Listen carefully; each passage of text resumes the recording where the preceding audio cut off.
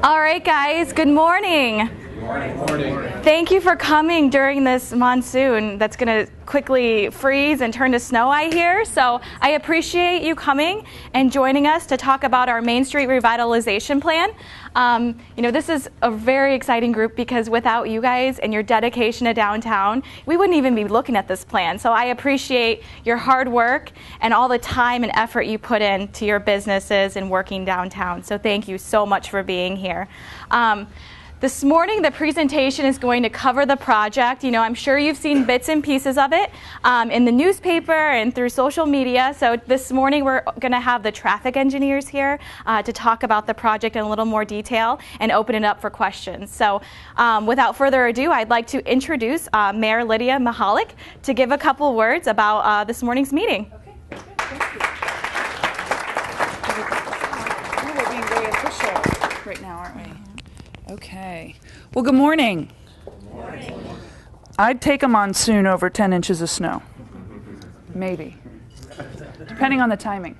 Well, again, I'll go ahead and reiterate, thank you very much for taking time out of your busy day to spend your morning with us so that you can learn more about the downtown transportation plan.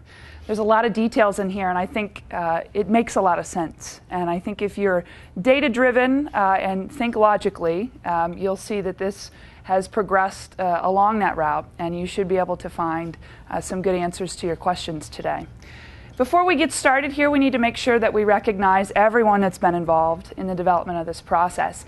It really has been a team and community-wide effort, from a citizen advisory group, from our economic restructuring committee out of the Alliance, to the City of Findlay Engineering Department, our Hancock Economic Development professionals, our downtown business owners, downtown property owners.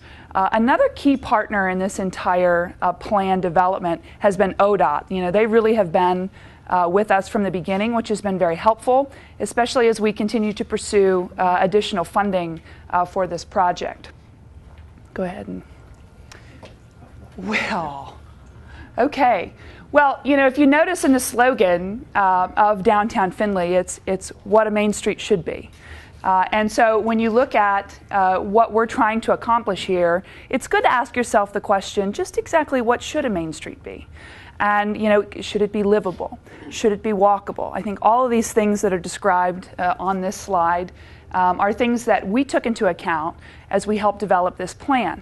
We want to make sure that it's a positive place so that when you invest your dollars downtown, that you feel safe. You feel safe. You feel like your investment is protected, that it's a positive environment. Absolutely. You want to make sure it's very vibrant. Of course, we want to have business and restaurants and retail and shops, a great mix of things. And so when we look at what, at the end of the day, this is just a small piece of the pie when we look at the comprehensive plan for downtown. This really is the transportation piece. And hopefully it helps solve a few of the issues, a few of the key issues that we've heard from a lot of you that have been problems in the past. Parking. I mean, how many can say that parking is an issue for your customers? There's several of you.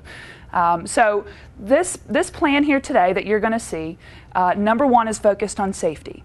So you're going to be able to see what we would like to do to try and remedy the situation downtown in terms of safety. I'm sure all of us have had or know someone who has had a near miss or an accident in downtown Findlay. I know when I take my kids, my heart is racing at 1,000,000 beats per minute because I'm afraid they're going to run out or a car's not going to see them when we cross the road. So safety is definitely something that we took into account in development of this plan. When Marathon went ahead and introduced their $80 million investment, not bad for downtown Findlay. I mean, who doesn't want that on their Main Street? I can remember being at Rotary and Gary Heminger, who is a big fan of Findlay, obviously, and downtown. He said Findlay should have the template for a downtown community, and that's true. We always like to say we're kind of the trailblazers here. We like to do things right. And so this particular plan for improving our transportation facilities, whether it be for automotive and or pedestrian, bicycle, should be something that we all can appreciate at the end of the day, mostly because it improves the safety of those that live, work, and play downtown, but also it helps bring a good quality customer to you, and more of them. Wouldn't that be what we want? So with that, I'm going to go ahead and introduce Craig Gossman.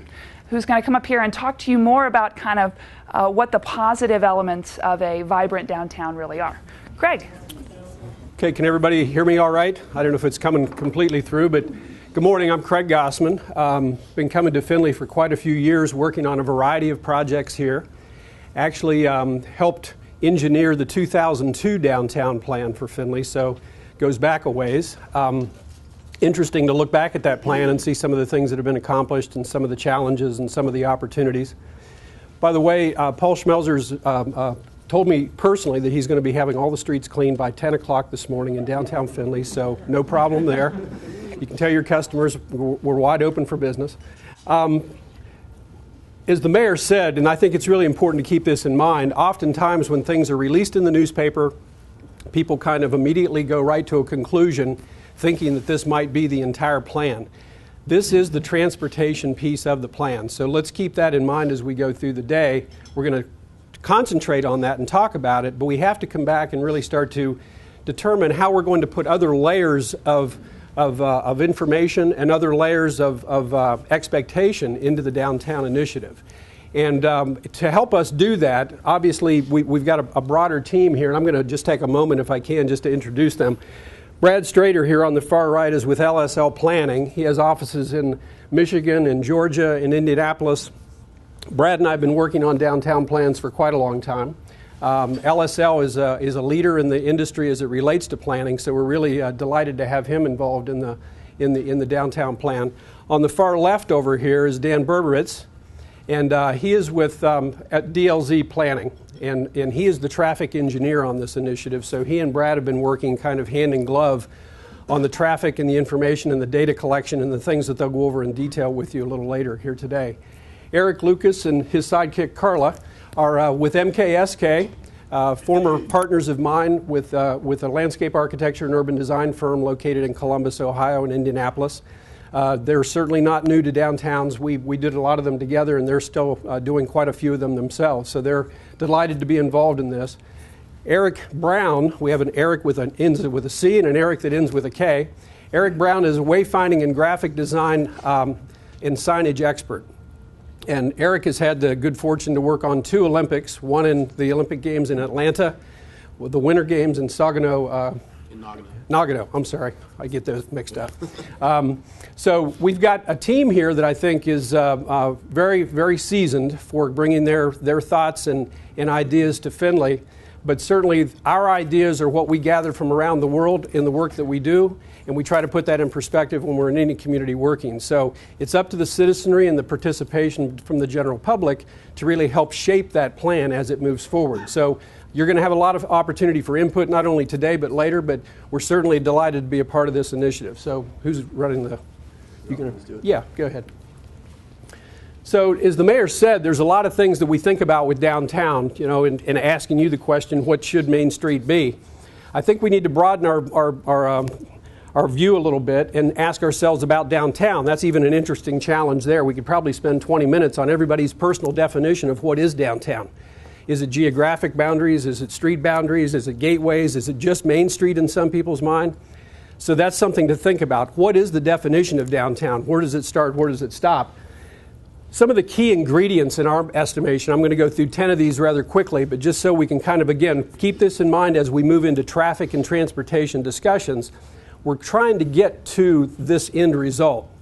And I think many of us would probably suggest, and for good reason, that Findlay has a good running start on this list. So this is not to suggest that we don't have that some of these in place already. But I think most people's vision of a downtown, the ones that we live in, the ones that we visit, includes a vibrant retail, cultural, entertainment kind of quality. You think about a downtown that's vibrant, you think about all the activities that are 24/7, people going to dinner in the evening, shopping in shops perhaps during the day, other activities. Those downtowns that have kind of distilled themselves down to just nothing more than a business center with a courthouse and a city hall and the banks, I would take the word vibrant out of that. They might have a downtown, but is it really vibrant? The other piece of that vibrancy is really housing. Getting people to understand that downtown is a place to live, not only a place to work. And as we start to think back in time when downtowns were horse and buggies and we didn't have the suburbs, people worked downstairs or down by the waterfront and they lived upstairs. So the population was right there in the core of the downtown. So it was very easy for merchants, shopkeepers, restaurateurs to make a living from those people that were residing right there. We don't have to tell you the whole story, but as we started to become upwardly mobile, went into the suburbs, downtown kind of got left in the wake with that. And now we're trying to come back and cultivate that. But there's so much emphasis today on sustainable communities, livability, and all of these things that we think downtowns is a great new neighborhood. Adjacency to the stronger walkable neighborhoods around downtown too. So it's not just about trying to find places for people to live in apartments downtown, but keeping the strong neighborhoods around so that they're walkable, bikeable into downtown, building up that market. Higher education close by or in downtowns. We do a lot of work in downtowns, and we've worked in communities that have got colleges, universities adjacent to their downtown, right in their downtown. In some communities where there are several higher education facilities in the community, we think that that's a real positive for the community, but it's a great thing for downtowns because it brings that cultural group into the downtown that's really alive, looking for churn and change with what's going on in the community. It allows a lot of things to kind of move through and progress in downtowns. And then quality public gathering spaces. When you think about the downtowns that you visit, I live in Cincinnati. Fountain Square is kind of the hub of activity in downtown. There are what I would call sub-hubs going on now because downtown Cincinnati is growing beyond just the commercial core. But this is something you might want to think about with Findlay. Where is that town center? Where is that gathering space? Where's that public space in our downtown? A lot of communities are blessed with the courthouse and the courthouse square, the green that surrounds it. Businesses start to congregate around that. There's a certain dynamic to that. You have to ask yourself the question, does Findlay really have that? So that's something to think about. We think another key ingredient to any successful downtown is alternative modes of transportation. That's not just bringing a car in and out of downtown. Public transportation is very critical to larger metropolitan areas, and now even smaller communities are starting to see the rise of that. A commitment to historic preservation. Not just quickly dismissing the past for the future, but actually letting it be a part of the future as it really tells the story of our place. That's the Findlay story. It's in the buildings and the names that are at the top of those buildings on Main Street, not necessarily the new bricks. That's the story for the next 50 years. When we do have that opportunity to build new product in and around that historic context, let's make sure that it relates to it, it's sensitively done. That doesn't necessarily mean replicating it architecturally, but that means just be complementary to it, where it's positioned on the site, what the rhythm of the windows are, the height and massing of buildings, not bringing a suburban-style building into an environment in downtown. Pedestrian friendliness, we hear that all the time. You know, if you're walking in your downtown, you want to be feeling safe, as the mayor suggests. You also want to be able to kind of understand almost intuitively how the downtown works. Graphics that kind of lead me to parking, alleys that aren't just with potholes or for cars, they're actually for us to walk on. Ask any woman in heels how nice it is to get from a parking lot to the main street when she's got to go through the potholes of an alley. So these connections are really critical to the success of downtown. And then I think you can see from the mayor's commitment here, words this morning, the city's commitment, Paul Schmelzer's commitment to this project, that having a public-private partnership is really critical to the success of any downtown, because that gives us the opportunity to bring public dollars into a community and working with the private sector.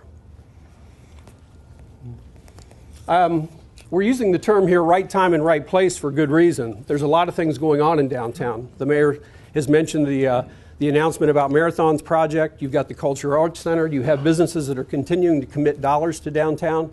So why not build upon that momentum and really make downtown something special? This will be coming on soon. People will be coming in from the region to really experience downtown through the cultural arts. And obviously, any town likes to see an anchor like this in their downtown. This could be a university, but fortunately it's Marathon. It's right here in the downtown, bringing people right into our business center. People not only wanting to buy and go to a retail establishment or restaurants, they want to live down the street as well.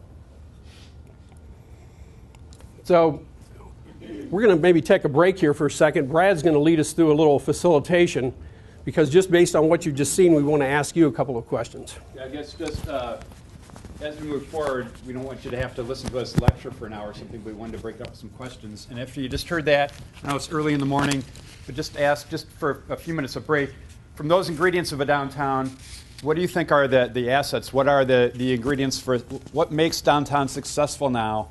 Maybe by show of hands, just shout out a couple of things you think make really are the key assets of downtown Findlay. Fairly large white-collar workforce located downtown. Workforce, yeah. That's a real plus, especially how many of you are in restaurants? So if you have a downtown there are downtowns that are only alive at night and don't have much of a lunch crowd. You have a great fortune there. Other assets, downtown assets. You should all be raising your hand and say, my business. So, go ahead. Restaurants is a real Restaurants. Other assets? Downtown living. Downtown living. All right.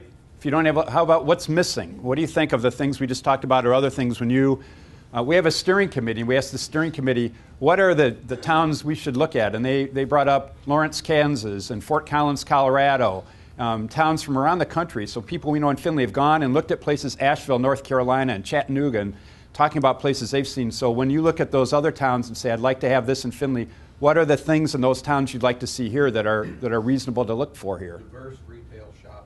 Diverse retail. We polled young professionals, and we're meeting with them at noon, and that's one thing they say is more retail. In the back, and then we'll get to you. Yes? I saw on the list before you mentioned pedestrian-friendly alleys. Pedestrian-friendly I alleys. think our alleys need to be much more pedestrian-friendly. I think a lot of people walk, and the alleys are a part of downtown that is neglected. Yep. And Eric Lucas here, when we have our workshop this afternoon, we've got images on alleys and things, and that's one thing we'll be looking at as we move into the downtown plan, so that's good. Yeah. Safe transit across Maine. Easier to cross Main for cars or pedestrians or both? Who are you thinking? Concerned about the cars. Okay, pedestrians. Their own mind. Pedestrians crossing Main Street. Other things you'd like to see improved? I think that the restaurants in downtown, from what I've seen in your plan, hopefully this will be part of outdoor dining in the summertime. Outdoor dining. That's a good one. Couple others? Yes. Public restroom, washroom. Public restroom. Going too fast for you? No. We always look for the person that has the best handwriting to that. So that's why I'm not up there. Yeah. Art and green space. Green space. Heard that a couple times already. Pet friendly. Pet friendly. That's a good one. Convenient parking off of Main Street. Convenient parking. Couple others? All right. So of those things, of the things that are missing, let's just go by show of hands. How many of you think this is important? How many think diverse retail is important? Almost everyone. All right. How about improving the alleys? Easier to cross Main Street for pedestrians? Outdoor dining? More public restroom? Wow, even quite a few on that. More green space? All right. Pet friendly? See, the pet owners are all on the left side of the room. More convenient parking off Main? Okay. Anything else? Like, of that list, what would you say is the most important? Anybody want, if you could do one of those, one or two, what would be the most important? Parking. How many of you think dealing with parking is the most important of those? About half of you. How many think it's improving crossing Main Street? A few. All right. And kind of scattered around the outdoor dining, most important. So it looks like it's kind of everybody's got a favorite on there, but everybody agrees that those. Does anybody think that's not a good list? Anything else missing before we move on? Yeah. Isn't the safe transit, once you're parked, a driver of everything else on there? Yeah. Pretty much everybody in Findlay is a pedestrian at some point. Even if you drive to Findlay, everybody's a pedestrian. I'm sorry, you had a... Well, I certainly think the parking thing is essential, but sometimes I think maybe in our community we overemphasize that it has to be right in front of the place you're going. I mean, you go to New York, you go to Europe, you love walking around because there's lots to see. So if we can somehow capture an element of making it a more artistic place where you don't mind walking 6 blocks because it's captivating. So the comment is, the tendency in the Great Lakes region, where I do a lot of my practice, our team does, is people want to be at the front door, and they don't want to have to drive very far, and they'll drive around the block waiting for it. But you go to other places and they'll walk farther, and so they've done studies, and they'll walk farther if it's not the distance you walk, but it's what's going on in the distance. So people, if they feel there's an active street life and they can cross these and so forth, they'll park farther away, and your kind of the parking zone spreads out if you've got activities. And Charlotte, North Carolina did some studies. They had a lot of vacant lots and felt people didn't want to walk by vacant lots, and so they would cluster the parking. They started looking at ways to make those vacant lots more active. You know, we have a tremendous asset downtown which isn't on our list and we tend to ignore, and that's the river. You River. know, if we were Put in that Europe, on the left. river would be a focal point of the community, and we turn our back on it. A lot of communities Consider it did, and a I think, problem. right, I think starting to look at that, and it's more than just a flood hazard, but it's a real benefit. Yeah, back there. I don't know which side of that list it falls on, but I think ingress and egress out of the downtown area is one of the most important. Yeah. I think it's probably on both sides. It's an asset because you're accessible, but there's ways that it could be improved too. Yeah. All right, let's go on to the next slide here, Tim. We've asked those same kind of questions to the young professionals group, and we met with Marathon employees yesterday. You guys, this morning, we're meeting with young professionals at noon. We have a public workshop today back here starting at 4 o'clock, and you're welcome to come to any of those. But we asked the young professionals, because you find when you look at the younger generation, they look at things a little bit differently. They don't view home ownership as important. Baby boomer generation viewed the size of the house as number one, and young professionals view 88% feel the quality of the neighborhood is more important than the size of the house. Their tendency of owning cars is less. They want to live in active, vibrant downtowns and vibrant cities. They move to places because they want to live there, and then they find a job instead of, like most of us probably, either grew up in a town or went where the jobs were. So young professionals we're trying to look for a plan for the future and taking their comments into consideration. And when we asked them, what would they like to see? They said some of the same things as you. Look, retail, outdoor dining. They also said bike facilities. So that's something that they said it's just not a very bike-friendly way.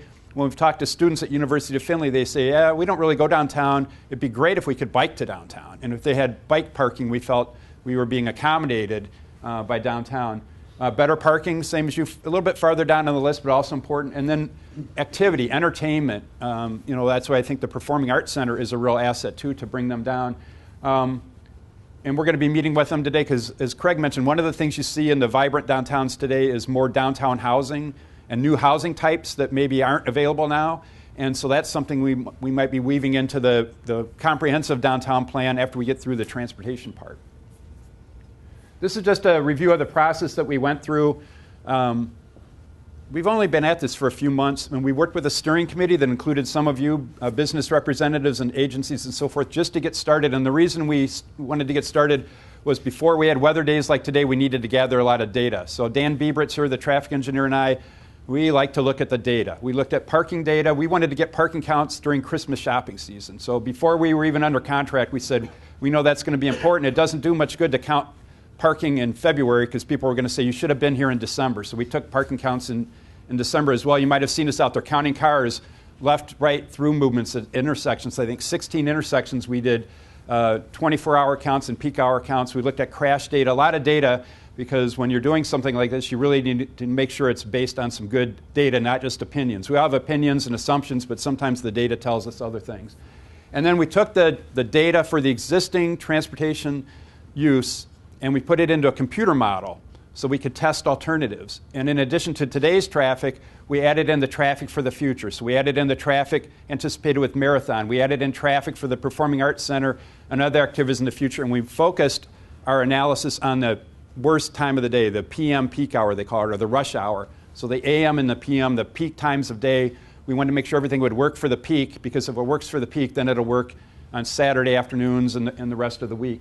And we came up with some alternatives, as you'll see in a minute. We worked with our steering committee to come up with some preliminary goals that we'll keep refining based on discussions like we have today. And then we came back with sort of our committee, came up with a preferred alternative that they wanted to start showing and get reaction so we can refine that alternative and move forward to design and funding. And the reason that we're doing all this in the wintertime is because ODOT has some funding programs available that have deadlines that are in the spring. And so we're doing this so that we can be eligible for some ODOT funding to support the marathon investment in downtown and other things. So that's kind of the reason for the process, to get public feedback so we can come up with a good design and move forward to get ODOT funding for part of it. So existing conditions I mentioned, we looked at things, and like the comment, the gentleman on parking, I don't know, I've worked on 35 or 50 downtown projects, and always the businesses say parking is the number one issue. And usually I find it's not the number one issue. There's enough parking. It's just directing people to parking, making the parking more accessible. Here in Findlay, it's one of the few cases I'd say there is a shortage of parking, because on Main Street the parking is very heavily used. I think in some cases we could probably make better use of the parking by managing it better and enforcing turnover and doing some other things. Not getting into meters, but there are things you can do to more politely have turnover and look at employee parking. We'll talk about that in a minute. So parking is important, we know, and we focused on parking. We have a pretty high crash rate or accident rate, and I'll show you the charts of that in a minute. Speeds on Main Street, especially in those non-peak hours, are higher than is really appropriate in a downtown. So cars are going pretty fast. And so in addition to the difficulty of crossing the street, it's pretty intimidating the way people are kind of driving the street, especially in the evening when you're out there for dining, like it's a highway, driving very fast on Main Street. Not just a few people, because sometimes they call them outliers, just a few people driving fast. People are driving pretty fast, so that's contributing to the high crash rate. Limited sidewalk area for outdoor cafes and so forth. The alley access is kind of limited and not really attractive, and that is leading to some vehicle conflicts. So we did kind of a quick parking assessment in December. We would like to do probably a more detailed analysis of turnover and so forth, but what I found is usually you consider healthy parking to be 75 to 85%, and if you get over 85, it's kind of saturated. And we found on Main Street and a couple of the first blocks of the side streets, we were at about 85% usage in the shopping season. So it means we've got a demand for more parking. Some of those people will still park a little farther away, but if they're going to have to park farther away, we need to make it a nicer walk from the parking lot to Main Street. So working with our steering committee after they saw that data, and again, this is a draft goals after we hear comments from you today and others, and looking at some of these aspirations for the downtown. And the idea of that for the transportation part of the downtown plan was we make sure that the transportation system supports a viable, vibrant downtown, focusing on a lot of things you guys said, convenient parking, focusing on safety for pedestrians and bicyclists and people in the cars, motorists. We want to make sure that we still have efficient traffic flow, that it's not a bottleneck, but to sort of make a more of a balance between the pedestrian and the vehicle. And then looking at ways to improve wayfinding for people to find their way around through the downtown. And Eric's here to help talk about that. So as we looked at traffic patterns, again, I mentioned we looked at the morning and the evening turning movements at key intersections and 24-hour counts, so we'd have a good base to test different alternatives. The average daily traffic on Main Street is about 16,000 vehicles a day. So 16,000 vehicles a day is kind of the, if you had a situation where you had 16,000 vehicles a day and you said, what kind of a design do we need? It would be 3 lanes. Because 3 lanes is pretty much what you do for 16,000 vehicles a day, up to maybe 18 or 20,000 vehicles a day. But we have 5 lanes. 5 lanes is usually what you design for 25 to 35 or even 40,000 vehicles a day. So we have a road that's designed for a much higher volume, and because of that, that's why we have higher speeds and it's harder for pedestrians to cross. So that's one of the factors we looked at. We also, when we looked to the future traffic, we looked at where people that work downtown and shop downtown, where they live, and tried to look at the counts and travel patterns so that when we're looking to the future, we could predict where people are going to be coming from and going to as we look to the routing. Are they routing out to I-75? Are they going to the northwest? We found most of the people in town, the employees in downtown, live in the northeast part of town. That was the highest draw, was toward the northeast. And then Dan Biebert's here spent a lot of time on crashes, and we can take some questions when we get done on traffic and so forth. And then afterwards, if you really want to get into the details of traffic engineering and all the data, Dan will be here, and it's got lots of spreadsheets and things to show you. But a couple things on the crashes, and this is a chart. So we looked at all the intersections and the reported crashes. Again, as the mayor said, not every crash or near collision is reported, but those that were reported, and compared it to what you would expect in a town of Findlay size and with the volumes. And we found a higher crash rate than you would expect, especially pedestrians and vehicles that were parking. So us, that means that the data is further evidence that we've got a safety problem for pedestrians and people parking. And the Ohio Department of Transportation, this district, we have two of the highest crash intersections, or the two highest crash intersections in the district here in Findlay, in downtown. So how do you improve safety? The way to improve safety is to slow vehicles down, to make it easier for pedestrians to cross. Even we find a lot of vehicles are turning into the crosswalk and kind of making the pedestrians run across the crosswalk. So there are ways to, like, no turn on red, or reminding vehicles turning right that they have to yield to pedestrians. There are a lot of different techniques we think can improve safety for pedestrians and for motorists. And it's not just based on opinion. We've got the new Highway Safety Manual, which Dan is well versed in this, and I'm becoming more and more versed in this. And this, a lot of the data we look at of different techniques we have, that there's tests and research that shows how you can reduce the speed. If you reduce speeds, you're reducing the severity of the collision, improving, if somebody's hit, their chances of surviving or surviving with minor injuries, or even a car-to-car collision, reducing the amount of damage that would happen. And we've got a lot of research here. There's just another one because people have been interested. There's more research on things you could do to make it safer for pedestrians. And so there's a lot of research, and we've built that research from the Transportation Research Board into our alternatives. And again, those of you interested, we can share that with you afterward. So I mentioned all the data we collected. Traffic engineers use a term called level of service, and it really, they measure the success of traffic on the delay. And you don't want to have a very long delay, and a long delay would be you get to the light when it's red, and it goes green, and it turns red again, and you haven't gotten through the intersection. That's considered usually unacceptable level of service. But so there's a scientific formula to go through at each intersection and look at the counts and the signal timing and measure the delay. So we have a target, and we don't want to get significant delay, but we can accept a little bit more delay if it'll make the downtown much better and safer for pedestrians and everyone else. So we looked at the vehicle level of service. It's a very high level of service because the road is over-designed for the amount of traffic. But for pedestrians, it's a very poor level of service, very poor level of service. And the idea is to increase the pedestrian level of service, maybe reduce the auto level of service so we have a good balanced system for motorists and pedestrians. So we looked with our steering committee at some alternatives. And we looked for the alternatives coming up with, we looked at different downtowns that are like Findlay around. And there's some other alternatives we considered, but the three main ones were maybe add a median and some bump outs, but keep 2 lanes in each direction so we'd have a lot of capacity. Medians tend to slow vehicles down by 3-5 miles an hour. They reduce crashes by up to 40-50%. Gives pedestrians a refuge to cross. It can beautify the downtown. And those bump outs reduce the width that a pedestrian needs to cross. So we'd keep the same capacity, but we'd make it easier for pedestrians, slow vehicles down a little bit. The downside of that alternative is the median can be a barrier, more maintenance and so forth. So there's pros and cons, but that would be a raised median. Another alternative, we have sort of a higher and imbalanced peak.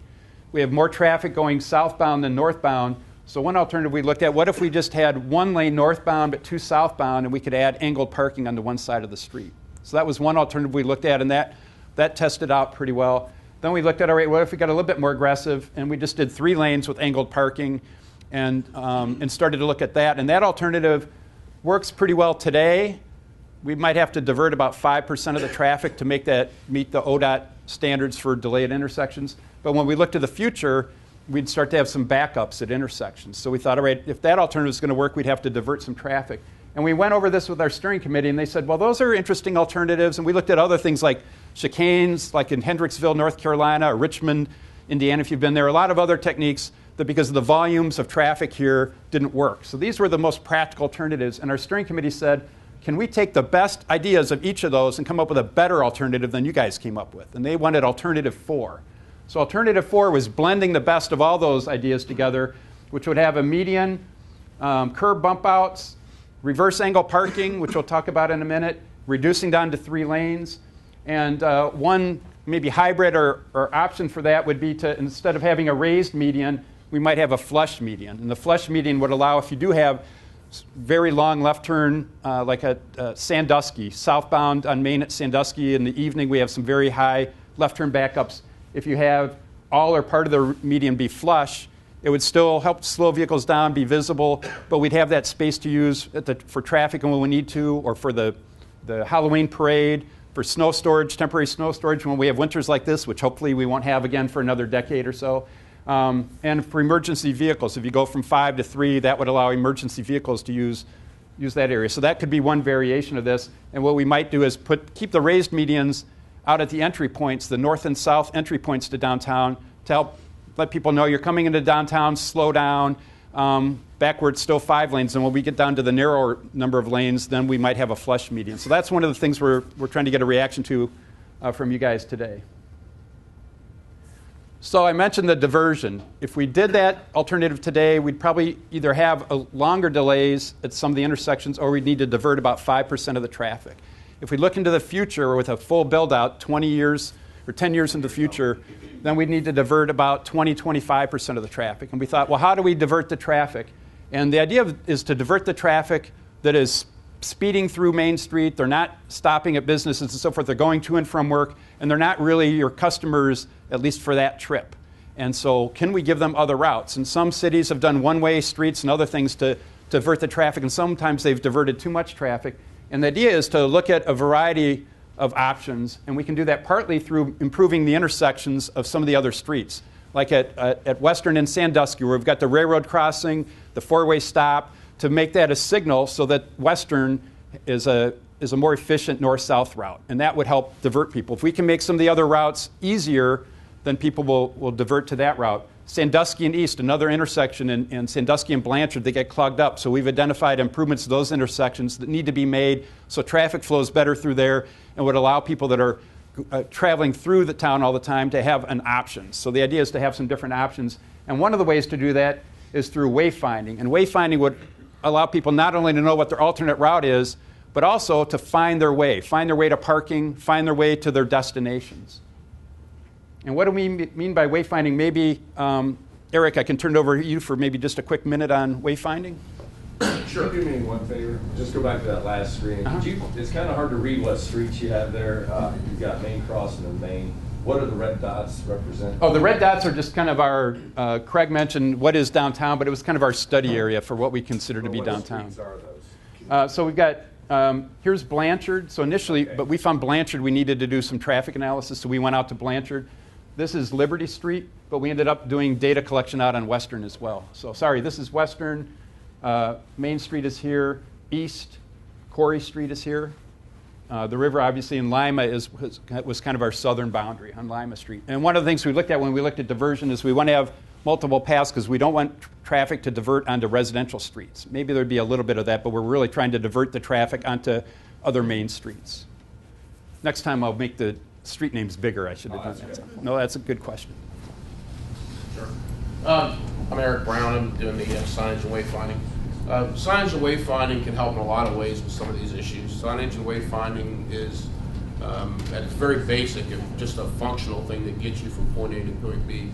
But it also allows you to create kind of a sense of place and a sense of arrival that could be used throughout the downtown, both from a vehicular standpoint and when you get into the downtown from a pedestrian standpoint. So it can help you with some of the things like directing to parking. It can help you with some of the things like directing to businesses. And then when you get into the downtown itself, it can help visitors kind of navigate the downtown a lot more easily.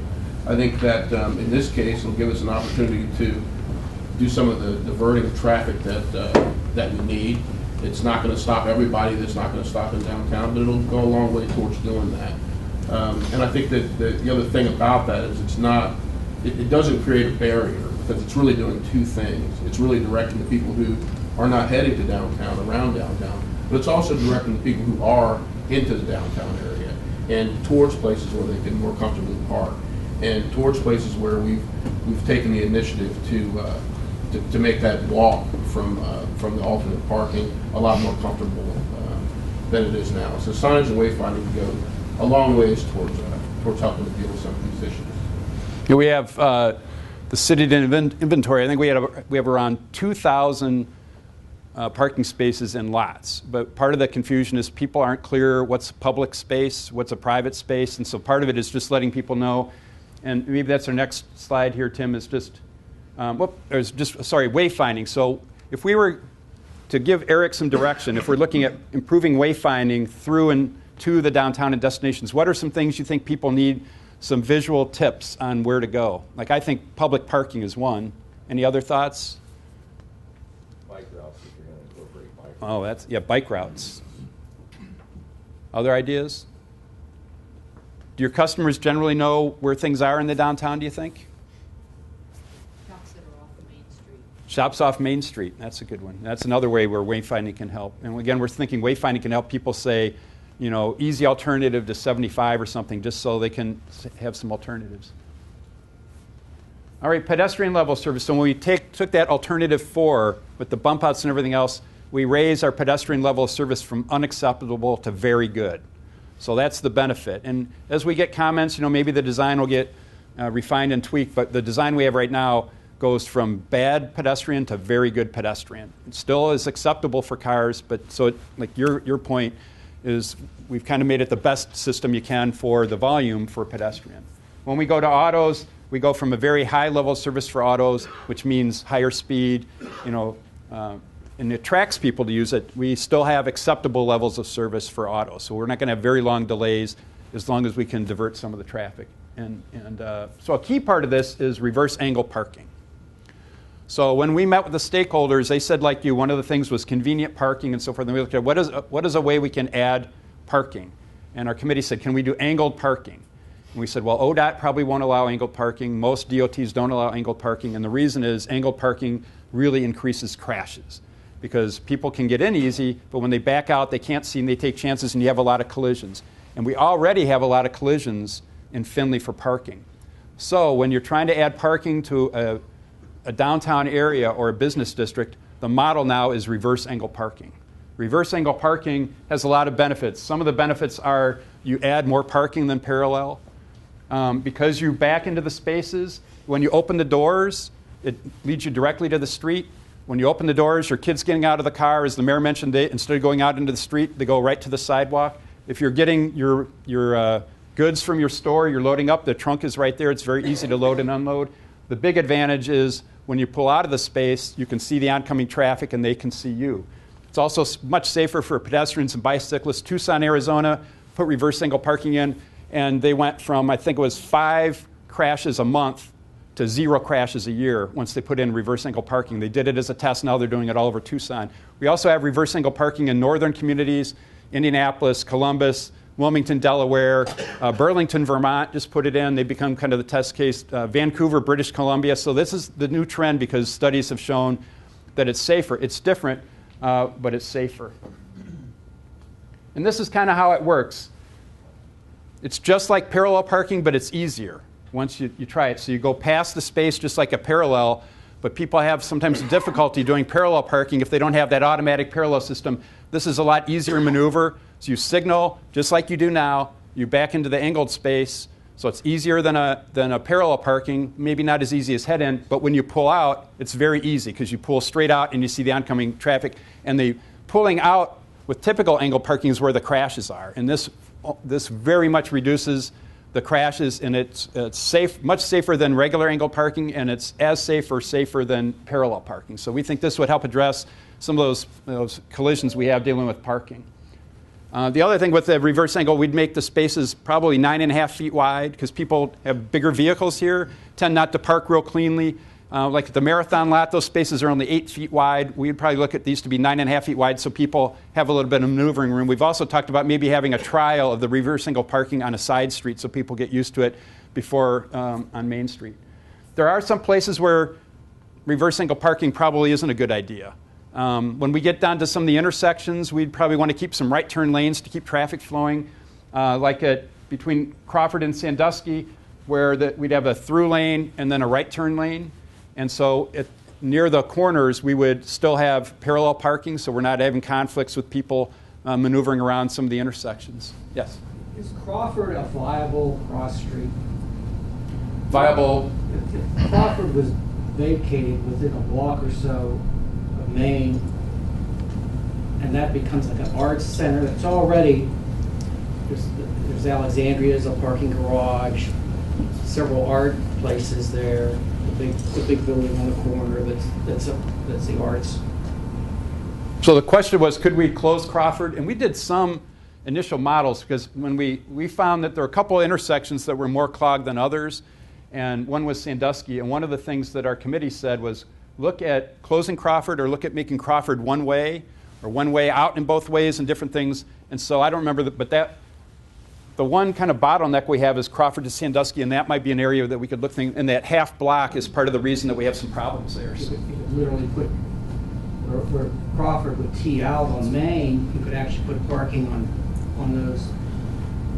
that side area on one side of the street and have like a pedestrian area. Yeah, for it's the good. arts. So that could, as we're looking at other ideas that come out of today, that may be, I don't remember, Dan, if we looked at closing it or if we just looked at one way, but I know the committee brought that up, and I don't remember the various options. Yeah. We just looked at one way. We didn't look at. Looked at one way. Yeah, and one way did have some benefits. So, I'm sorry. Another question? Are you looking for ideas now, or are you wanting to finish? We can finish up and then take some more. Sure. So anyway, I just wanted to say the reverse angle. We're still looking at hybrids of it, and we started with the reason we have an engineer working with us is we came up with some really great ideas. And then but we want to make sure they actually work. And so as we work through some of the places we had reverse angle, we need to go back to parallel or have no parking there so we can have good traffic operations. Hey, Brad, can you explain how it goes from 4 to 2 to 4 and how that traffic would maintain? Yeah, so if one of the ideas now is between Crawford and Sandusky, we would have parallel parking there. So we don't have a bottleneck at that corner. And so it doesn't mean if you're driving, you're weaving in and out. The center turn lane would stay right where it is. And if you're driving through, you stay in the center lane like you do. You have the center turn lane and then the lane next to it. So the lane driving through town, you would just stay in the same lane the whole way. The only change is, in some cases, we would still have a right turn lane. So you would only go into that lane if you're turning right. So it's not, I think some people have interpreted this change as weaving, where you're in one lane, then you got to weave back and go back. That's not it. You would just stay in the same lane, go straight through, and the additional lanes that would be added would be just for turning movements, and they would not continue on through the intersection. Brad, just to add to that, another point of confusion has been when that rendering was in the newspaper and even the rendering that was here showing the median, you can kind of almost suggest to yourself that median is continuous, and it's not. That becomes the turn lane at the key points, and so you'll see an image here later that kind of shows that, because I think that's important to keep in mind. That's not a continuous median through all of Main Street. Right. So the median would be at the entrance points up north of the river and by probably south of Lincoln, and then where we would not have a median where we have left turn backups right now to make a left turn. So we've kind of designed it so we'd avoid that. And again, if it was a flush median, all of it or some of it, then we wouldn't have that problem. So we talked a lot about reverse angle parking and adding the parking, because one of the challenges that the business people on the steering committee gave us is find a way to add some parking on the first block off Main Street and on Main Street. So that was the best solution we've come up with so far. But part of it is also parking management, because we see, before the businesses are opening, when you would expect customers to be there, employees are already taking some of the prime spaces. And some studies have shown, every parking space that's used by you guys or your employees is $10,000 or more of lost revenue for the downtown. And you add up, so the idea is to try to get the employees to park a block or two off Main. And I guess we have some questions for you. What are your thoughts about how to maximize the efficiency of parking? Where do your employees park now? How many of you think your employees park on Main or the first block off Main? Okay, a few. Where do they park? Most of you didn't raise your hand, so where do your employees park? Wherever they can steal it. Wherever they Literally, we just try to get away with it wherever you can get away with it. I think that's how a lot of downtown businesses are. We actually have parking right behind our business that we pay for. So paid parking behind. Others? We park in the parking garage, but getting our employees to use the spaces is continuing. Park in the parking garage, but it's hard to encourage employees or make sure that that's where they're parking. Because everyone, just like customers, they'll take the easiest, most convenient space they can find. Any others? What ideas do you have? Different communities have tried different things. Some have been helpful reminders. They'll put stickers on cars. They do permits, but the employees just switch cars or don't put the permit up or put the sticker on the car. Try to incentivize and remind them how important it is to park off-site. Having designated employee parking spaces has been one way communities have gotten employees to do it. Some communities, Crown Point, Indiana, we went through and found all the spaces were being used in the morning, and so they said no parking before 10 a.m., and that really helped get rid of the problem. Some communities, you have 2-hour parking. Some communities have gone to an hour and a half because employees might be willing to go out there in the middle of the morning, in the middle of the afternoon to move their car again, but they're not going to do it every hour and a half. Some have used meters for turnover. What do you think about the 2 hour, or what ideas do you have? It's to your benefit to have higher turnover of those prime spaces. What do you think should be considered to increase turnover of those spaces? Make paid parking for premium spots. Paid parking for premium spots. Other ideas? We use the parking garage, but one of the things you're talking about is trying to bring new business in downtown. Well, a new business typically means it's going to be marginal. They're not going to be making a lot of money. So somebody that opens up a new dress shop or a new gift shop or something like that, they're not going to be able to afford to pay for 10 employees or whatever to park in a parking garage. So you have to have free parking for employees someplace in the downtown. Free parking for employees somewhere that's not too inconvenient. And can I just, because a lot of people haven't raised their hands, but what I see a lot of is the employee parks in front of your business, not in front of their business. So when you look outside and you see the cars that are parked out there, it's somebody else's employee in front of your business, because then they don't get in trouble and they take your spot. That's it. So you have to create some parking someplace that's free. This gentleman's comment is what we've observed, is that the employees are taking the prime space of some other business, but not of their own business. So they don't park right in front of the store. And some of you I've seen park in those prime spaces as well. Did you take names? I did take license plates. Yes. I can look outside our businesses down on Sandusky Street any given day and count 9 cars that belong to offices or buildings because they don't want to walk a block and a half to the provided parking. Yep. It's as simple as that. They won't do it. So we need to devise some type of system where it's going to cost them money every day and then quit doing it. Yes. I've always thought that we should think of our downtown the same way that the developer would develop a whole brand new mall area, like Levis Commons or Easton Mall, where they designate parking areas for all the shoppers, but they also do combine it with a little bit of parking in front of the stores. I'm all for everything you're talking about up here, but to some degree, if you're creating more parking in front of the stores, that's going to inhibit people to encourage them to get out and walk. Because we're all spoiled, we want to park right in front of where we're going in. I do it at Cafe Movies all the time.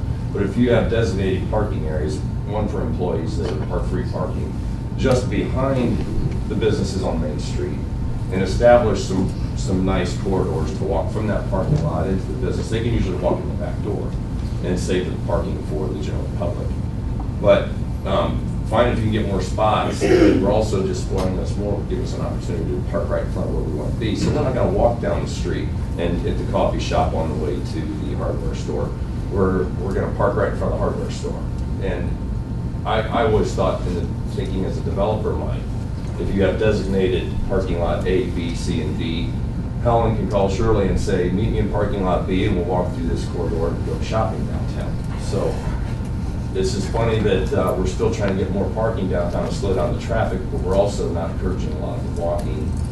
And as far as employees, they're still going to park.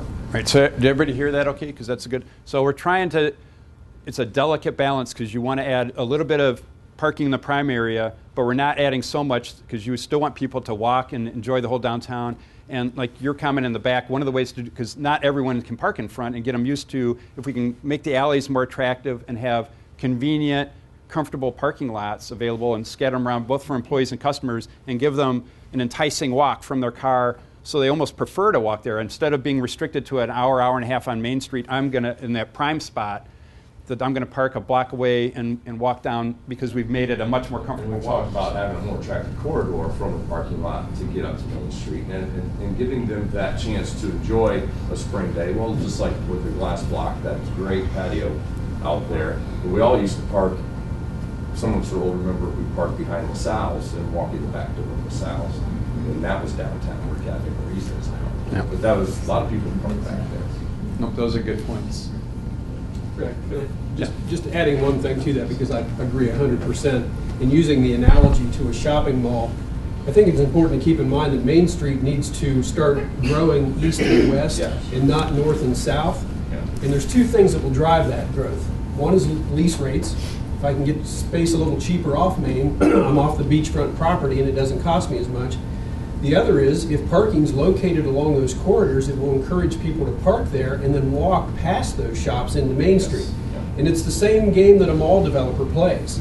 So if we can get away from the linear effects of Main Street, because to the point of walking, who's going to walk from the river to Lima Street to shop? That's maybe 2.5 regional malls.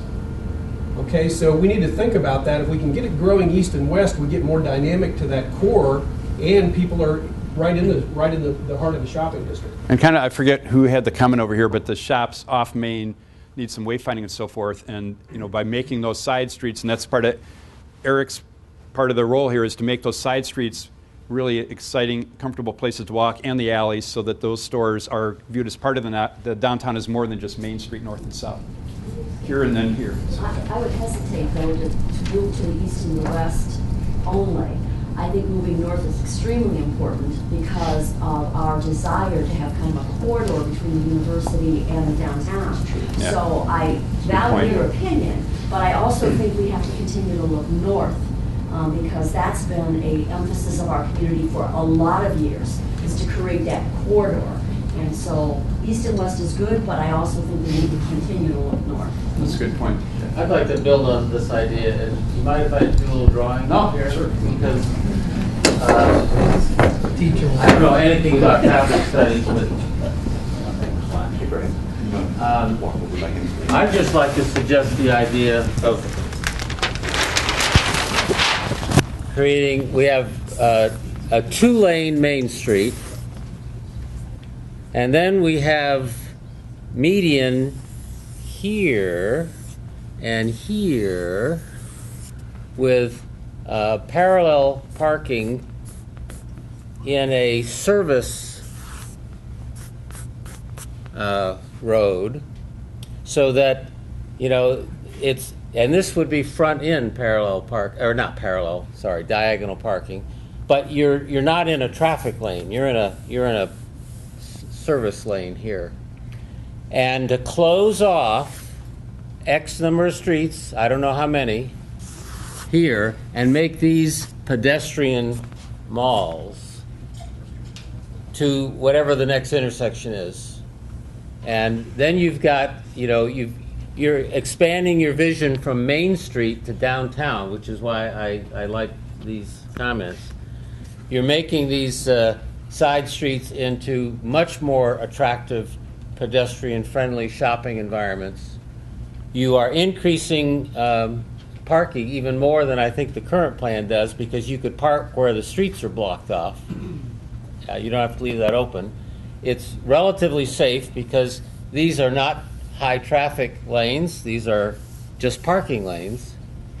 And you avoid, because you've blocked these streets off, you don't have any intersections here. So traffic flows through downtown relatively efficiently because there aren't any stoplights. Now, I don't know how to solve pedestrian problems and all those sorts of things, but just a thought as to a design that, I don't know, might help create more. So I have two projects now. One is we're looking at implementing something like that, but the Main Street is like 80,000 vehicles a day, and we have 4 lanes. And the other one, they have something like this, and we're changing it because there were so many crashes.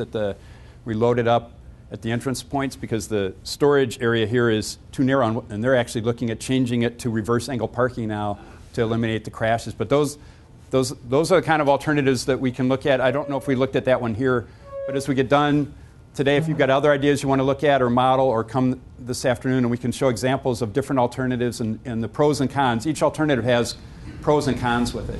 Yes? How many lanes of traffic would it require to efficiently handle the 3 or 4 busiest hours of the day? In other words, we have 3 or 4 hours that are really busy. When you take the first model you started with and said, well, we don't need 2 lanes of traffic. How many lanes of traffic do we need on those 3 or 4 hours of busiest? And then where are we going to, how are we going to put that? So the question is, how many lanes do you need? And right now, you're kind of in that middle between 3 lanes and 5 lanes. 5 lanes is more than you need, and 3 lanes would work, and you'd have a couple congestion points with the 3 lanes. So right now the volumes are about, at the peak hour, which would be the peak 3 or 4 hours, 3 lanes is what you would need to process the amount of traffic that's going through. You'd still have, if you went from 5 to 3 today, you would have a couple intersections where the backups would be longer than they are now, but most of it would work acceptably. Brad, talk about when those peak times are. Remember the... Yeah, I mean, in the morning it's between roughly 7:30 to 8:30, and then in the afternoon it's between 4:45 and 5:45. So those are your 2 peak hours. And those are the hours that we focused in on when doing our traffic modeling. Some people said, well, you should look at noon, but the noon counts were below the morning and the evening count. Yeah. When the new system goes in, being proactive here, isn't the nature of the traffic at those load times altered dramatically? Because if you have an 18-wheeler coming into town, he's going to learn really quickly that he isn't going to go down the middle of Main Street. Now, one of the question was about trucks. I think that's coming up on a slide here, but we did look at the number of trucks, and one of the ideas is, I think I added to the diversion, I forgot to mention it, but we have like 200 trucks a day, something like. Some of the trucks are oriented to downtown for deliveries and stuff, but a lot of them are through, and the idea is to try to get the trucks, make it less comfortable so they look at other routes, especially like the main route, CR99. That's the route that we want the trucks to use, and to try to make it less convenient for the through trucks to use Main Street. So that would be one of the strategies that we have. Just to add to that, we looked at rerouting US 12, you know how US 12 now goes on Main Street. We were thinking about keeping on Main Cross basically, and then up MLK Parkway in that direction to try to get some of the trucks off of Main Street.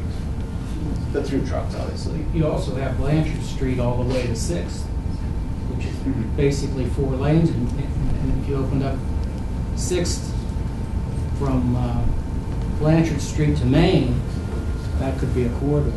So Mike might not pick it up, but one of the ideas is, again, we're looking at different options for trucks, and Blanchard was mentioned by this gentleman is looking at Blanchard because the 4 lanes is another maybe preferred alternative or something to look at for truck traffic. A couple other questions here. So how many of you think there is a parking shortage versus how many just think we need to make better use of parking? How many think there's a parking shortage? And how many think we just need to make better use of parking that we have? So about split. One thing that we've heard is handicap parking. So one of the benefits of reverse angle is it's easier to accommodate handicap parking because you can put them next to those islands and bump outs. You've got more width. It's a lot safer for handicapped. Last time I was here, I parallel parked on Main Street and my colleague couldn't open the door because all the snow was piled up. And if you've got your handicapped person on the right side of the car in the winter, they can't get out of the vehicle. And it's very difficult to get across the mounds of snow. So in wintertime, the reverse angle is a lot better. But what are your thoughts? Because one of the ideas is to make that convenient parking for handicap, the people that really need to be there. Somebody even said, well, what if we make some spaces like by Dorney Plaza for, these are reserved for families with young children or something. But what do you think about your customers that have handicaps? Do they need more parking? What are your thoughts about how to accommodate that need downtown? Anybody have an opinion on that? Once again, if you have some designated parking areas, they don't have to fight Main Street and deal with a handicapped person or an elderly person. They can have an attractive corridor or rear entry of a lot of businesses. Fru's, we all grew up going into Fru's, the back door. So everybody went to the back door back then.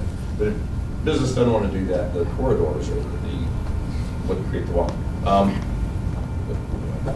And another question is deliveries, because I've seen some of the deliveries, but how many of you get your deliveries in the rear, in the alley or in the back? And how many of you get deliveries off Main in the front? A few. So that's a question too. When the deliveries in the front, are they pulling into a parallel space, or are they just stopping on the side street? Where are they? Double parking. Other ideas? And how would, if we went to this change, how would that affect your deliveries? Any thoughts on how? Because we could We could have some have designated delivery spots in the reverse angle, like a double wide one for like certain periods of the day, but you'd have to set up time. Do you get deliveries throughout the day or mostly in the morning?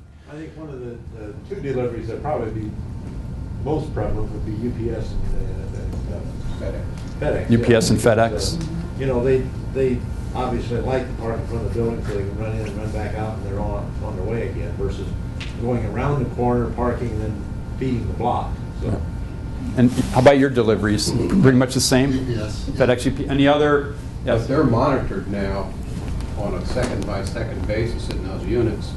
And if their monitoring system indicates that they're staying too long in one space, whether it's because of traffic or whatever, those drivers are admonished to find a different way. Yep. So they would be similar to, I think, a lot of other individuals that would have to adjust somewhat to the new parking arrangement. I'm in a downtown. We actually added angled parking on my street, but we have several spots scattered that are 15-minute delivery and unloading, loading only. And I can use it from my office carrying bags of stuff like today, but it's often the UPS. And so you have 15 minutes, and that is policed because you can't be there longer than that. I find that frequently, if you're trying to shortcut it and go down an alley, you run right into a Coca-Cola truck or a UPS truck or a FedEx truck. So they are utilizing the alleys. Okay. And when we look at beautifying the alleys, we have to keep in mind that they've still got to be functional as well. So, any other comments on parking? Yes. One of the other things that's a problem with shortage on parking is that people who live downtown don't necessarily not have cars. They are using the Main Street parking and the side street parking. So residents are using some of the customer parking. You need to consider that in the management of the parking. I would just caution about using the MLK Parkway with trucks, semis, like a day like today or right now. Semis going down that hill both ways. Pretty dangerous. I've seen them slip. Yep. All right, just a couple more here. So we talked about safety, the focus on safety, and Eric Lucas can comment on this if you have questions as we go through. But basically what we're looking at is not just functional, making it work for pedestrians and safe and so forth, but making sure that we're also beautifying the downtown. We've talked a little bit about street trees, and some of the comments we heard from our steering committee is, can we move the street trees and landscaping to the bump outs so we'd have clusters of green but not maybe scattered through, so we'd kind of like to hear your reaction to that. Then maybe when we have these bump outs or if we have medians, that we have more natural stormwater, ways to, attractive but using the new types of stormwater design. And then, as we mentioned, looking at the alleys, and these are some samples you can see on the slide or you can see on the board later today that shows some other examples from other places that have really dressed up the alleys that stay functional for deliveries and traffic, but also are more attractive for bicyclists and pedestrians to walk through or to use the rear entrances of the buildings. So these are just, I guess, kind of a mosaic of some of the things we'll be looking at as we move on to the next phase will be coming up with the actual design of the sidewalks and the landscaping. Any comments on that? Real quick. About 25 years ago, they went on about shopping downtown. One of the big deals was there were no trees. And everybody complained it's too hot, that you get baked down there. And I remember this was, my mother and father-in-law had a business downtown. So they went and actually cut in all those trees into the sidewalks just to put those trees in. And we've had issues with the trees ever since. But just throwing that in there, a little reminder from 25 years. Maybe just best practices now, Eric? Yeah, best practice. Well, I mean, that's always an issue in downtown areas where we're trying to balance out views and scale and comfort and everything else. And so what you'll see a little bit later potentially here is the strategic location of trees. We know that trees are of a great benefit to downtowns, and we don't want to say no trees, but we want to strategically locate them and then plant them in a proper way, use the right tree and the right kind of method to understand, that balance. Yeah. So I think what you'll see here is that where the bump outs occur, that's a great place for a tree because it's further out from the sidewalk. We're not impeding spaces for cafe areas or merchant display. We want to make sure that those sidewalks are wide enough and clear enough that we can accommodate all the things that we had on our list earlier. But that maybe at key nodes, like where the alleys, pedestrian alleys come out and meet the sidewalk, those are great locations too for trees and other gathering spaces where they're not in front of businesses. You get a lot of the sun works funny in downtown because in the morning, all the businesses on the east side or the west side of the street get baked through the front door. And in the evening, now maybe it's not so bad in the taller buildings downtown, but some people might notice it too. In the evening, that sun really bakes you through the front. So there is some importance in having some type of filtered shade for our storefronts. Unfortunately, here in Findlay, I mean, all these pedestrian alleys that sort of exist within each block give us a great opportunity to cluster overhead shade and canopies so that it'll give you the benefit that you're looking for in these businesses and storefronts. And somebody mentioned when we talked about assets, more green space, and we've heard that also, and that can be another place of giving people just a gathering space or another gathering space or improve what we have and have some overhead shade in those locations. Non-motorized, I mentioned like the young professionals said improving bicycling, and also from the students at University of how many of you feel that university students are a potential customer base that you're not tapping into as much as you could? Okay, most of you. Okay, so one of the ways was to give them better options to bike, and we looked at Corey Street, which is north of the river. It's 26 feet wide. South of the river, a little more narrow, like 20 feet in most cases, but it's very low volume. Part of it's one-way, part of it's two-way, and there's enough width there to make a two-way bicycle. They call it a cycle track or separated bikeway, and to make it a designated, that's the major bikeway. It would connect with the river trail, taking better advantage of the river, the park that you have, the trail system ties into the county's planned trail system and make a better link from the university to downtown. It could also be, wouldn't just be for university students, but families that want to go out and bike and feel safe. And if we have this sort of a whole lane for bicycling, people tend to bike a lot more. With that, we'd look at what are ways to get those bicyclists into downtown and where would we have bicycle parking. One thought is maybe you convert a couple on-street spaces to bike parking or bike and motorcycle parking, or we not have bike parking on the sidewalks but off the street. You really want to keep bicyclists off the sidewalk. It's not as safe for them or pedestrians. So that's the concept now, is Corey Street as a separated bikeway, and then we're still kind of looking for ideas of what are the routing of bicyclists and where might we have bike racks and direct bikes as they go through downtown. Any ideas on where you think is a good or bad street for bikes downtown? We really didn't think Main Street, other than the real avid bicyclist, is really where we want to direct them. So the thought is maybe the alleys in Corey Street would be safer for the bicyclists. So that's kind of where we are. That we've come up with sort of our preliminary or revised alternative 4 to get feedback from you and throughout the day today, and then we'll go back, work with our steering committee to make some adjustments, and then move into the design. And as I said, we're working toward Ohio funding. And Hancock County Economic Development is done. I'm amazed at their knowledge of the grants and so forth and the willingness of ODOT to work with the city, and Marathon's commitment to help make these improvements, because Marathon sees that this change to downtown is important for them to retain and attract employees to live in Findlay. So the parties are all really working together, but one of the packages is this transportation alternatives funding, TAP funding they call it, and that due date is May 1st. And so we're trying to get a design to get something into ODOT for that money to at least be part of the funds would look at it. But the county's working and the city on a lot of different funds to help fund the construction, design and construction of this concept, how it may revolve or evolve after today. As we move forward, the City Council would need to continuously approve each segment to move forward to proceed to design and so forth. And then as Craig mentioned, the transportation, because of the ODOT funding, has been sort of accelerated, but we're looking at an overall comprehensive plan for the downtown. We would really like your continued involvement in that as we look at downtown housing and outdoor cafes and the design and location of trees and so forth. A lot of those details are going to come later as part of an overall comprehensive strategy for the downtown. And we're hoping that you can give some input to us to make a better comprehensive downtown plan, and that you'll get something out of it too. You'll get a better downtown, maybe some strategies of how to expand your customer base or add services that are kind of gaps in the downtown right now that the market says there's a demand for it. So that's just kind of an overview, and maybe turn it back over to Marie to kind of wrap up. We can just we've got a few more minutes for any general questions you have for me or our team here. What's the perceived speed limit if the reverse parking and the through lane is? I'll just repeat it for the question is, so what is the speed limit that we're the actual speeds that we're trying to get traffic to drive through, what would you say is? 25. Yeah, 25 to 30. That would be the target. It's like a pedestrian hit by a car going 25 miles an hour has a 95% chance of living, and at 45 has like a 15% chance of living.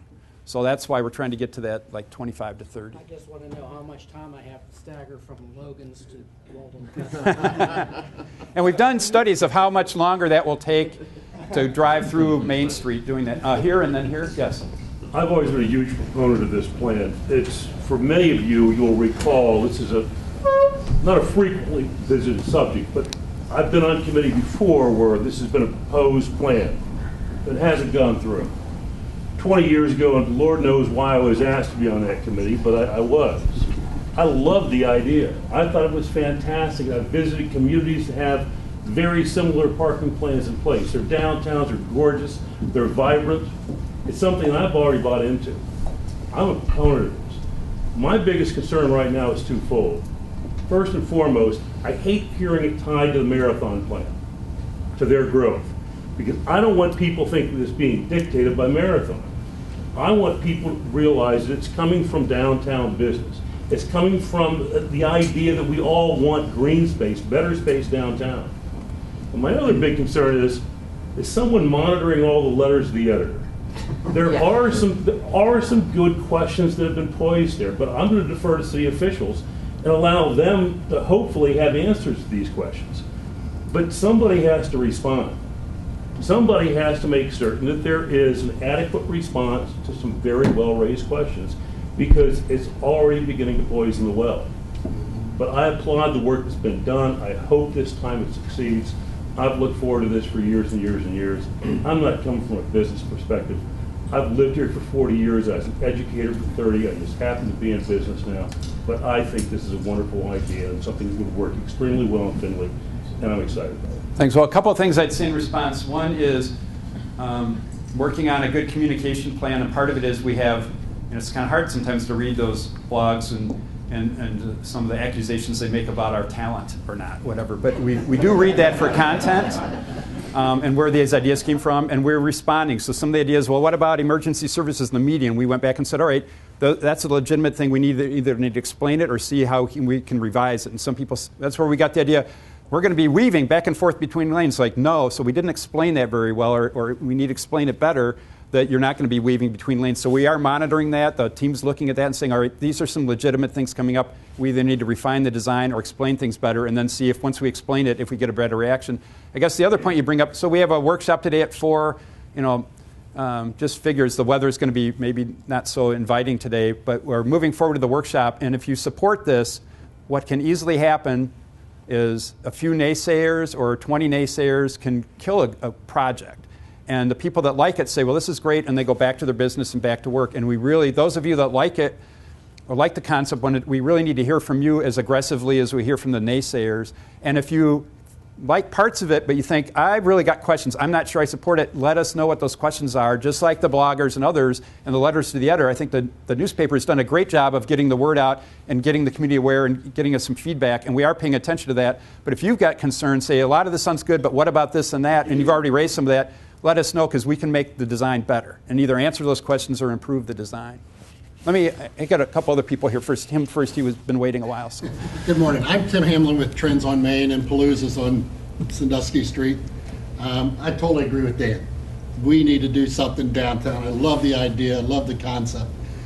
A couple things you didn't touch on, or one comment about parking issues. Again, residents on Saturdays kills my business because they park on Main and we don't patrol parking on weekends here. And so people are hunting all over downtown trying to find a place on Saturday.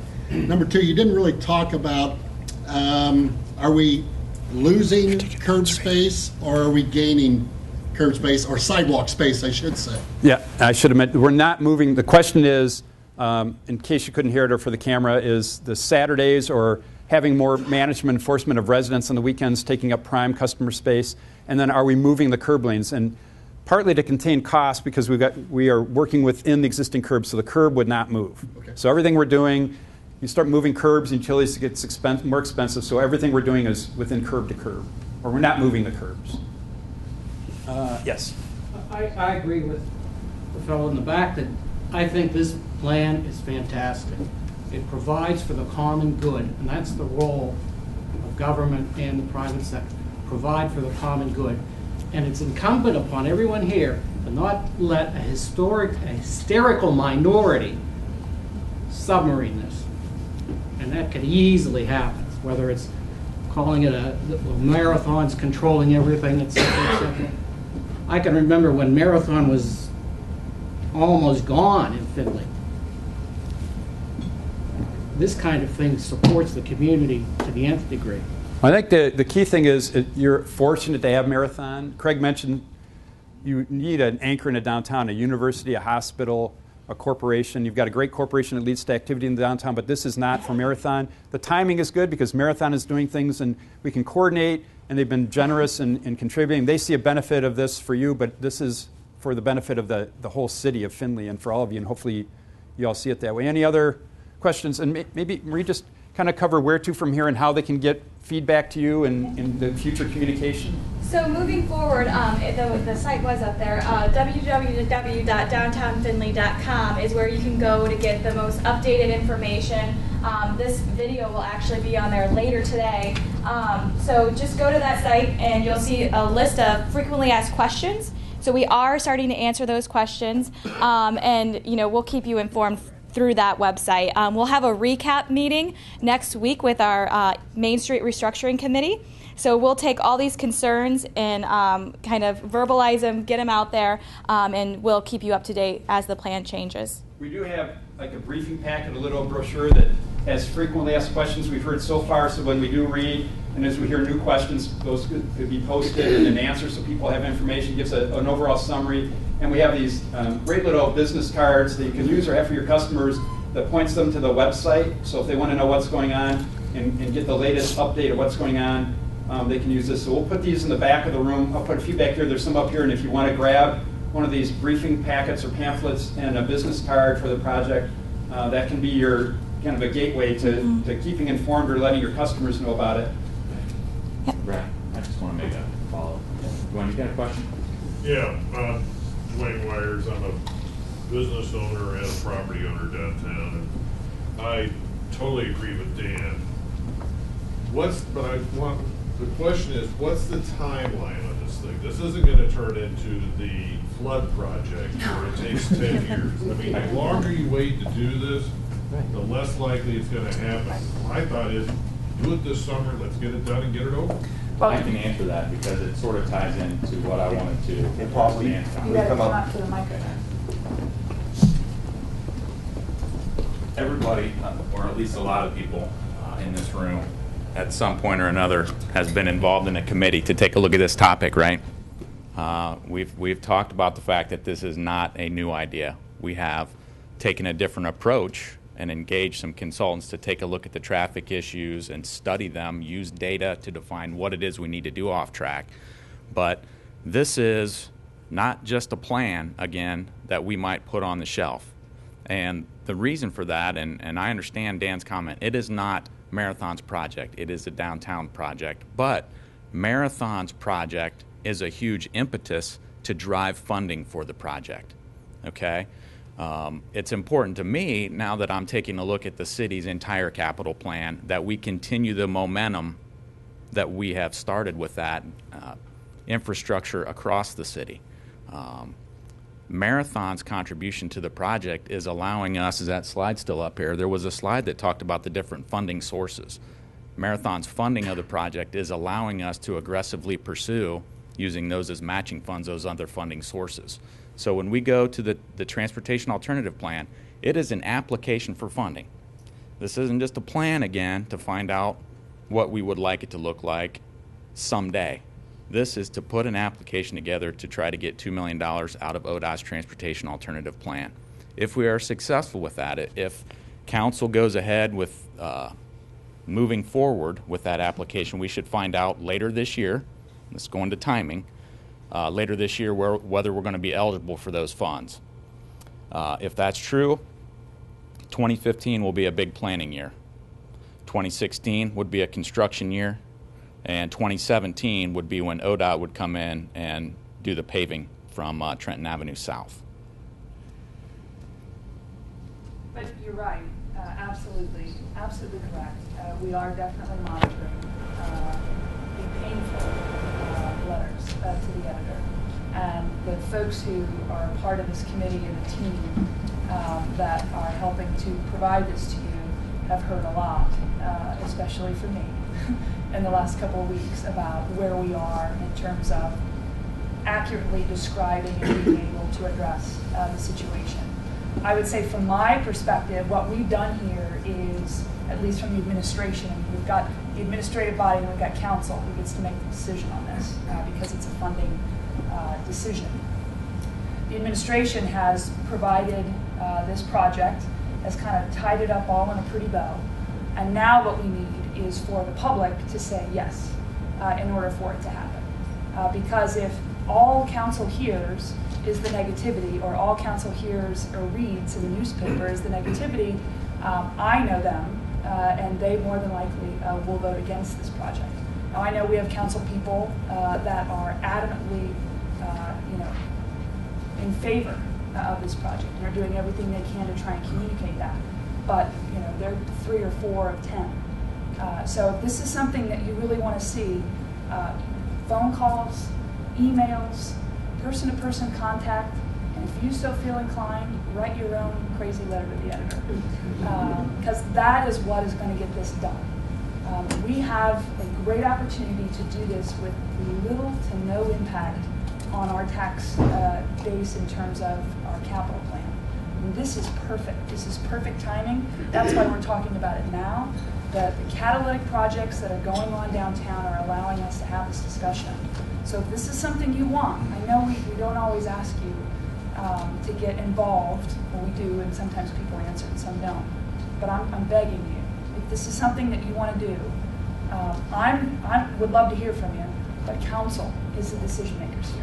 And they're the ones that get to make the decision on whether or not we move forward with this plan.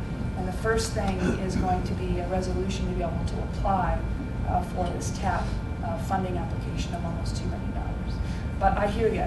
Communication has to improve. We tried to do some stuff on social media, mixed reaction from my perspective. But the more you can talk to council about the benefits of this project, the more you can talk to your friends about the answers that you received today, and the more feedback you give us. A very wise man once told me that feedback is a gift.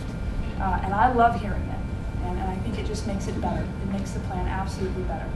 So do what you can do to make this thing happen. We're going to continue to support it, and hopefully the rest, or the majority of the community, follows suit. So appreciate your time. Just so you don't get bombarded, is there a list of names and phone numbers of other people you can take ideas to as far as who can we communicate with as far as that's a good question. A list of names would be good. Yeah, so Maria is a good conduit. Maria's getting it, and then we have calls, and we decide who can answer that, who needs to look at it. Dan Beveritz has been working tirelessly of all ideas, look at this intersection and model this and so forth, and others on the team. And so she's our good conduit back with the city and ODOT and county staff. So I'd say she's the best contact. Well, some of these guys, I don't assume you live in Findlay, correct? Like, or have an office in Findlay. If we're, like, what offices locally? Where can we get to these guys? Maria. 3 days a week. Okay. So as I said, I think I do live in Findlay. if you have specific questions, we'll stay here and answer questions because we do love feedback. This may be unfair, but if I wanted to, I'm sorry, go ahead with your question. Well, I was just going to say, I did see Lydia did have that town hall Facebook session, and I thought it was good to hear a lot of feedback from people and address some of their questions. One of them was the emergency vehicles, and I don't know if we talked about that at all today, but that's something that I think has been vocalized as a concern. So we just need to have an answer for people if they do ask us these questions. What's going to happen there? And I feel like you answered a little bit in Facebook, but maybe for everybody, what's the feedback from? I can talk a little bit to that. Yeah.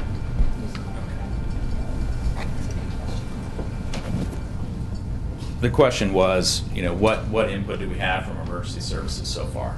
And I've had some meetings with the representatives of the police department and the fire department, and after today, when we take a look at the feedback that we get from the different groups in the public meeting this afternoon, we'll take the plan and take it back to them and see what additional concerns they have. And there are some relatively obvious ones from my perspective, like the island that's right in front of the fire station.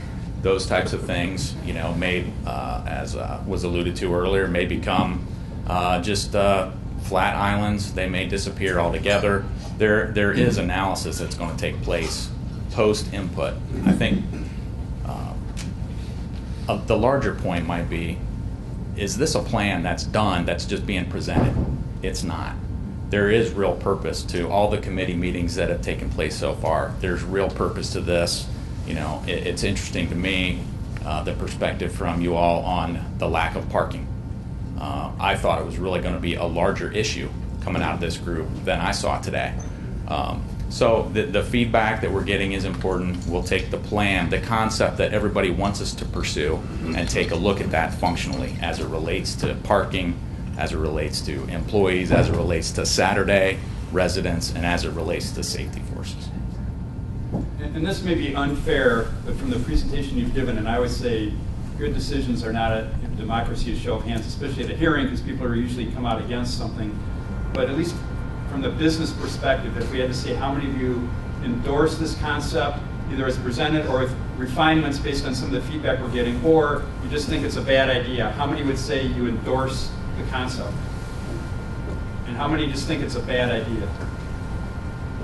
55 yes and 0 no. How many of you think?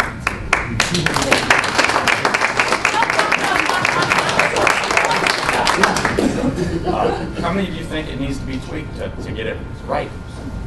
Okay, so that's our job. That's where we need to get to, and it doesn't need to be done 100% by May.